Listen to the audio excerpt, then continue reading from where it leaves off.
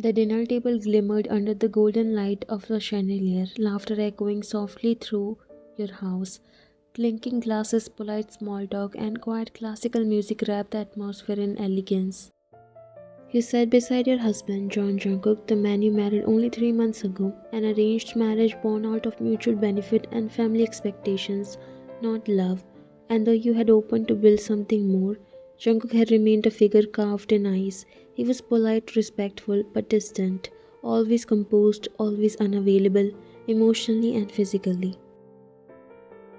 You took another sip of wine and another, your heart heavy with all the words you had never had the courage to say. The wine was giving you strength, liquid courage, enough to mask the pain that you had been swallowing ever since you said I do. Across the table, Jungkook laughed, genuinely, at something his friend Jimin had said. You said that smile, that ease, that version of him didn't exist when he was with you. You looked at him, looked through him. You okay? Your friend asked, bringing you back from your thoughts.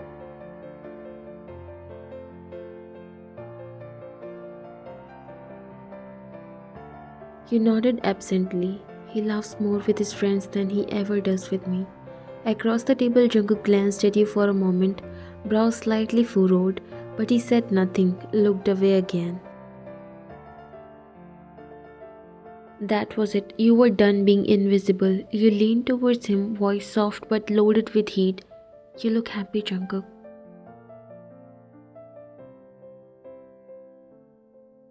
He looked at you, clearly caught off guard by your tone. Huh? You are laughing. You look alive when you are with them. Do I drain you that much?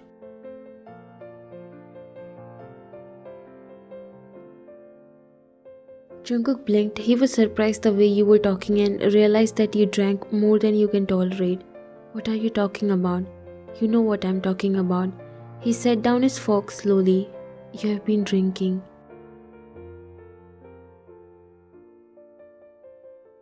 Yes, you snapped, standing up abruptly, raising your voice. I've been drinking because that's the only thing keeping me from crying in front of your perfect, laughing friends. The table went quiet. A few guests stopped eating. Jungkook stood too, reaching out discreetly to tug your arm. Wine, let's go, talk somewhere else.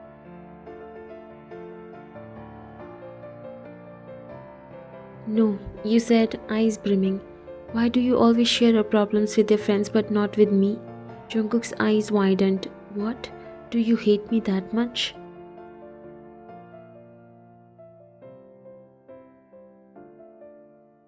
The words hung in the air like smoke. Everyone was staring now, but you couldn't stop. Tears fell down your cheeks.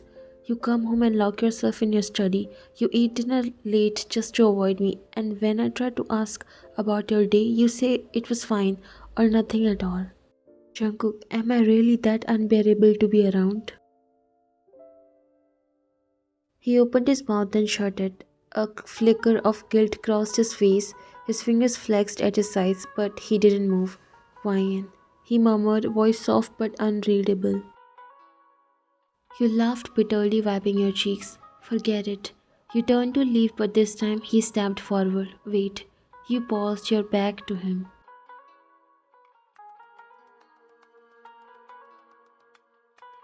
I don't hate you, Wine. I just don't know how to talk to you. That made you turn. What?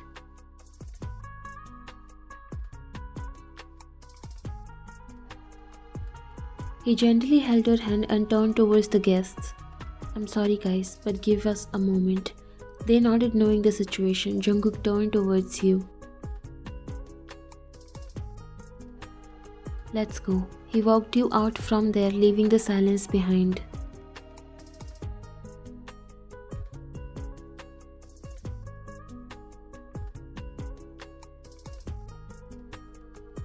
Jungkook didn't say a word as he walked you to his study after that emotional scene at the dinner table. You sat on the couch while he stood near the door, arms crossed and jaw clenched. There was silence for some time, complete silence, before he finally spoke. You could have said all that in private, not in front of everyone. You looked at him, still tipsy but fully aware. Would it have made a difference? His gaze dropped to the floor.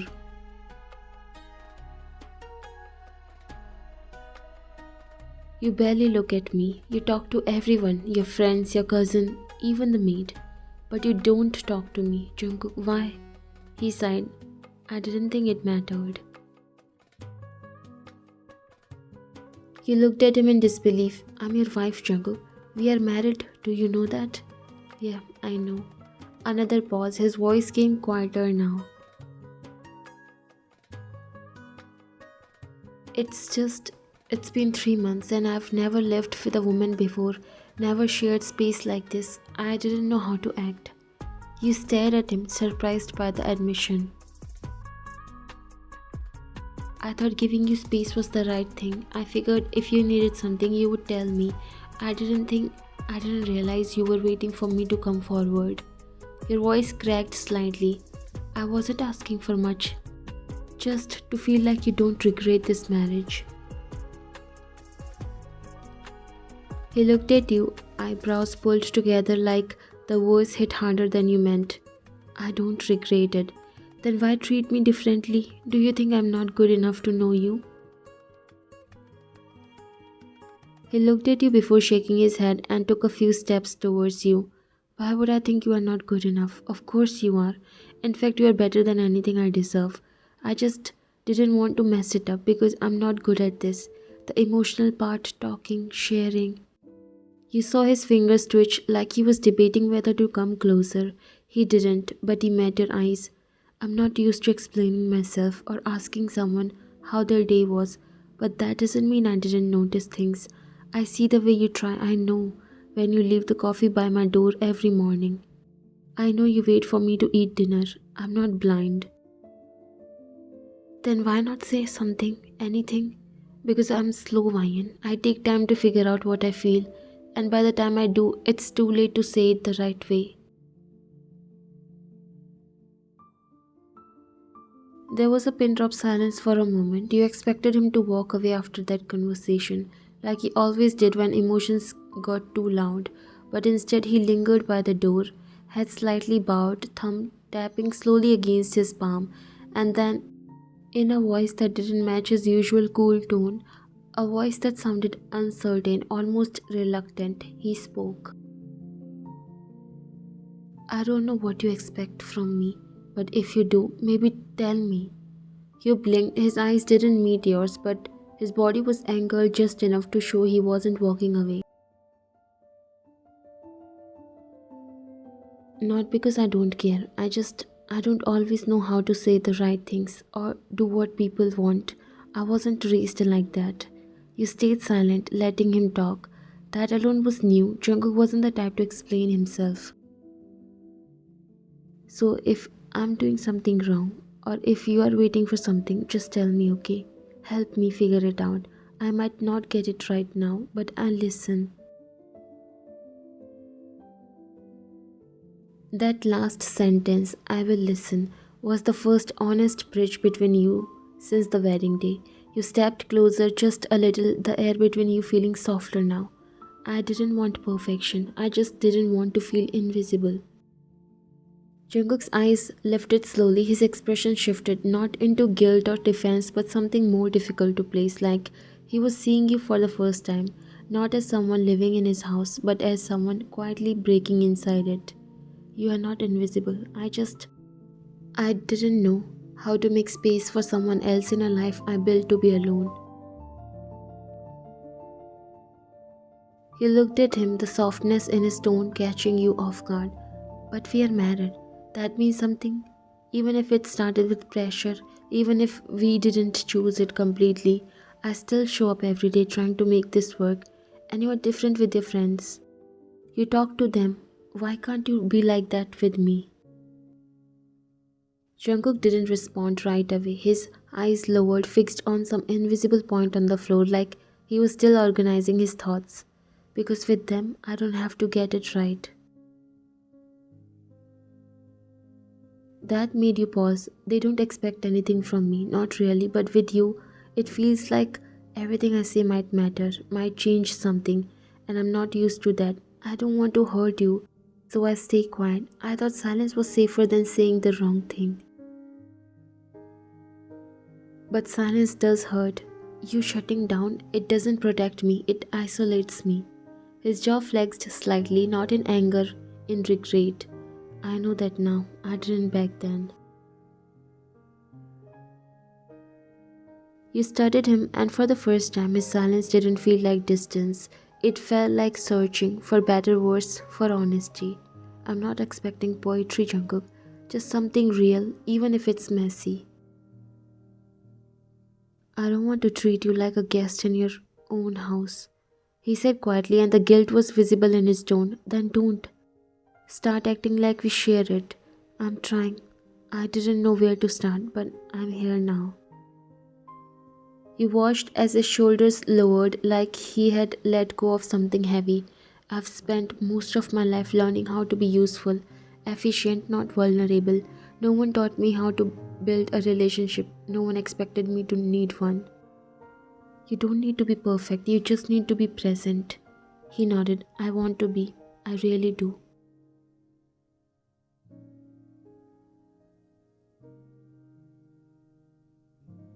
For a while, neither of you said anything. The space between you wasn't uncomfortable, just quiet, honest, full of unspoken questions that didn't need immediate answers. I'll get it wrong sometimes, but if you give me time, if you give me space to try without feeling judged, I'll meet you halfway. You felt something loosen in your chest, not completely but enough. I'm not asking you to change overnight, but I won't keep doing this alone. You won't have to. Even if we are slow, I need to feel like we are moving together. Then let's move slowly but with intention.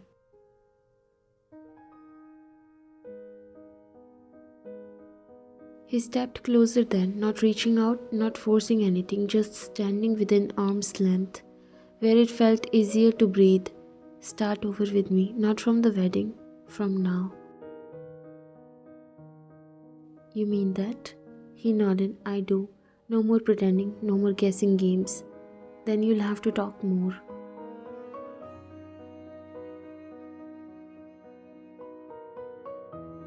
Fair enough. I want to understand. I want to be better, but I need you to tell me when I'm getting it wrong. You looked at him, tired eyes searching for the truth in his. What if I get tired of telling you? Then I learn to pay attention before you have to. That made you pause. The way he said it, steady, unflinching, sounded like a promise, not a performance. I might not get it right the first time, but I won't keep getting it wrong. Let me try. The quiet between you didn't stretch painfully this time. It settled like understanding. Okay, okay, he repeated softly while you nodded. We take it one day at a time, without pretending or running. He nodded slowly, taking a final step towards you. I'm ready, and also I'm sorry for everything I have done so far. The sincerity in his voice melted every bit of your walls. It's okay, and if you feel something, say it. Don't wait until it's too late. He looked at you then, really looked, eyes no longer guarded. You look beautiful this morning. I wanted to say it, but I didn't know if it would sound fake coming from me. You felt your heart skipping a beat. This was really unexpected, but it made you feel so good. Say it anyway. He took a deep breath before speaking. You look beautiful this morning. You smiled, the first real one in days. Can I make you tea?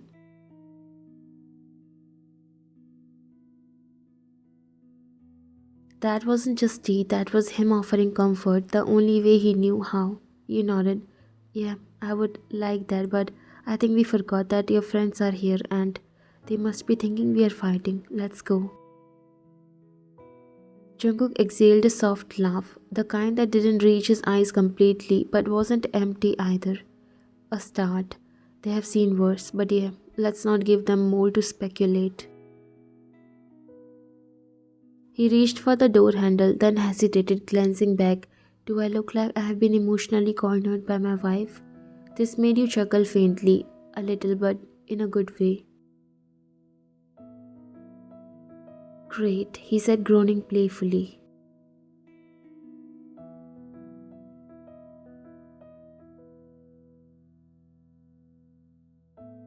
The two of you walked back into the living room hand in hand. His grip wasn't tight but secure, like he wasn't letting go this time. Not physically, not emotionally. Your eyes briefly scanned the room. The laughter that once filled it had dimmed. The atmosphere felt heavier now, quieter. The guys were still there, but more subdued.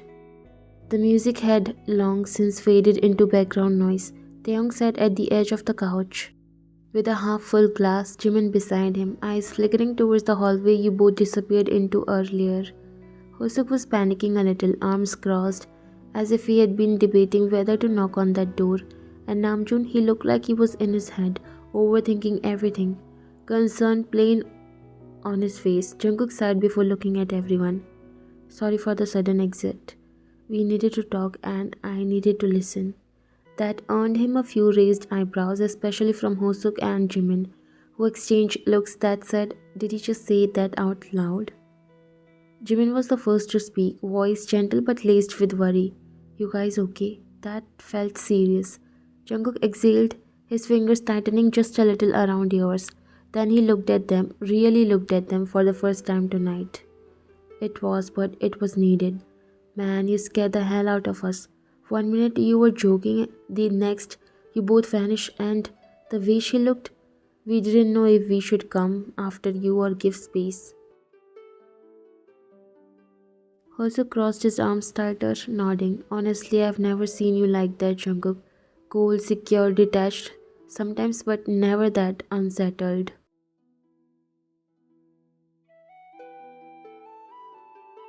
You swallowed, even though they weren't accusing either of you. The concern in their eyes made your chest tighten.